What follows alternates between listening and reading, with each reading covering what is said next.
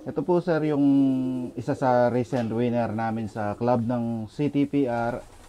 Naka-double siya na sa club namin dito sa Bamban ng UBRPC. Bloodline po nito is yung sa mother side niya is Koopman Stitch Binstra. Tapos yung tatay niya is Victor Lim Stitch. Ito po bali breed ko ito ah. Nasa age pa siya ng going 5 months na siya sir. Pero nung nailalaro po siya, nasa 3 to 4 months pa lang siya.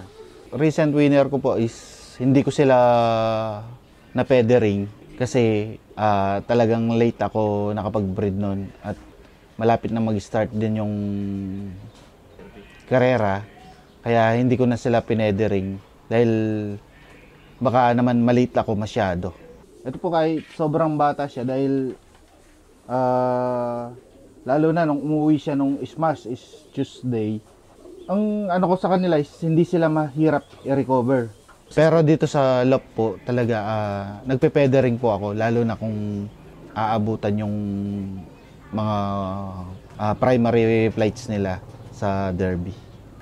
Nagpe-pedering po ako basta 1 month bago yung start ng training.